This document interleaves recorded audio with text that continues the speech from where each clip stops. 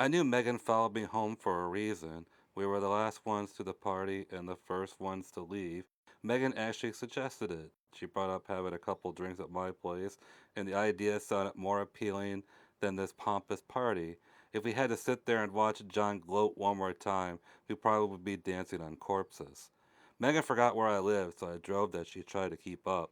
I hated streetlights because I was so afraid to lose her from behind. Thankfully, our drive was a smooth one since my apartment wasn't too far from John's house. It was at that moment when I parked that I felt a little bit nervous. Maybe I was just dumb, but I wasn't sure if Megan's motivations were involved in the bedroom. I apologized for the apartment before moving in. My dishes were still sitting in the sink. Unfortunately, my dishwasher couldn't wash worth a shit. My glasses always came out with these milk stains with tiny black pellets. I hated calling the maintenance man. They would always come in with an attitude. I'd often get this old guy with a bushy goatee. He would just ramble off about similar apartment experience as if trying to say that he went into far worse apartments. I always had a bad vibe with that guy. It was almost those unexplainable premonitions where you knew that you would never hang out with this guy. We walked in the kitchen and Megan noticed my computer on. She asked, "You left your computer on?" "Yeah," I said. "I'm writing a book to save my grandpa's home. It's haunted." Megan put down her purse and laughed. "Why would you save a haunted house?"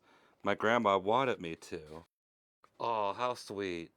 Megan walked over to me in a smile. I didn't expect the hug that came next. I'm sure she felt my heart racing. Her chest was right up to mine. She was a tall girl. I felt her long press-on nails claw across my spine. Her warm breathing boiled a spot on my neck. I felt her looking at me from the corner of my eye. Then I said the dumbest thing possible. I asked, "I thought we were drinking." She kissed me. I could feel the sexual tension. She kissed me like she just exploded from the anticipation of kissing me again. Women always said I was a good kisser. Before I knew it, I was handheld in the bedroom. I heard her lie back on my mattress and undress myself. I heard the panties slip off. Then I heard her whisper, "Take your clothes off." Awkwardly, I slipped off my clothes and tripped over the bed, taking off my pants. She wrestled with me and pulled me in her clutches off the bed so her head was resting on my double pillows. My gonads were jolted forward with her hands firmly placed on both butt cheeks. I didn't feel anything go in. Finally, I just asked her, "Can you be on top?" She stopped to think for a minute and she replied, "Sure." I twisted over my back like a child being tucked to bed. Her knees buckled over me, and I felt one of her knees on the mattress next to my leg. I could only feel my way through because the room was pitch dark. My teeth ground, though, as I felt her something warm slipped into my gonads. It was in that moment I knew I was finally sleeping with Megan. I heard her slapping as she bounced up and down. She made a sexy gasp, but only in a whisper. For some reason, I wasn't feeling anything. Then I realized what was slapping. What made it more embarrassing was that it felt like I was being yanked to get it hard. The worst of it was when Megan stopped. After not even a minute, she completely stopped and I could feel her looking directly at my face. She asked, "Tyler?" She took a moment to breathe before asking, "You have erectile dysfunction?" "I don't have reptile dysfunction." She laughed. "Not reptile, erectile. You know what erectile is, right?" "Oh, Megan, I'm just trying to get over Shar." "If you were still over Shar, you wouldn't be in this bed with me." I stopped because I knew she was right. Then she reached for her phone and asked, "What time is it?"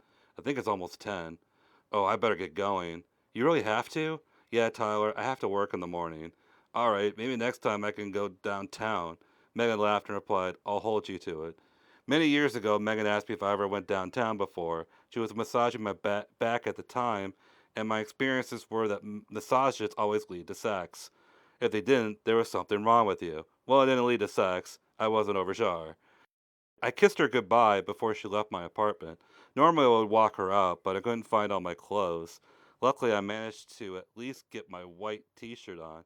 It wasn't until I shut my door and I realized I blew my chances with the world's hottest beautiful girl. If my mojo worked properly, I would have given sex worthy to be above subpar, and she would be my girlfriend. Not only that, but Megan wasn't exactly a commodity, and she would make a perfect trophy wife. Sure, Char would have been a trophy wife, but God was giving me second chances. Then when I started pacing around the apartment, occasionally hitting myself on the head and constantly cursing at my penis. I started saying things like, "You had one job, penis. One job. Why can't you stand at attention? My mind was getting horny, but you weren't. Why? Why am I cursed with such a stupid penis? That's right, penis. You're stupid. That could have been my girlfriend if it was working properly, you limp son of a bitch. But no, you wanted to stay there like a slug, you fucking fat." I started fighting the air and letting out frustrated screams. Periods like this continued till the dark night turned to light. I hadn't slept a wink all night because my anger and frustrations got the best of me. With the heat sweltering on my forehead, I finally took in some breath. Then I said to myself, I need some air. Outside wasn't getting much better. Sure, I was walking it off, but pedestrians couldn't stop staring. Some guys got out of my way. I had even seen this muscular biker guy with a long beard and a serious case of tattoos, who first just looked at me, step aside for me to pass. Within a few minutes, a cop car pulled over on the side. I heard a brief police siren go off and those colored lights. A cop walked out of the car and said, "I want you to turn around and face me, hands away from your pockets." I did just as the officer said with my hands raised, in a curious expression. The officer approached me and asked, "How are you this morning?"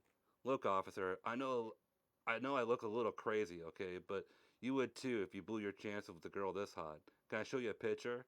The officer stopped before me with his hands on his hips. He answered, "Go ahead, show me." I reached into my pocket and quickly took out my cell phone in case he thought about his gun. I brought up the picture of me and Megan at the wrestling show. I had my arm around her and she was leaning forward like she was inviting it. She was looking hot that night. She was originally going to the bar to see what happened. The officer looked like he was studying it. I caught him furrowing an eyebrow under his dark sunglasses. Shockingly, he said to me, "I apologize for the inconvenience, sir. You may carry out your business." I continued to walk, muttering to myself about how stupid I was when I heard a jingle on my cell phone. My heart raced when I thought it was a text from Megan. To my dismay, it was Ramon. He was asking if I wanted to go to Walmart.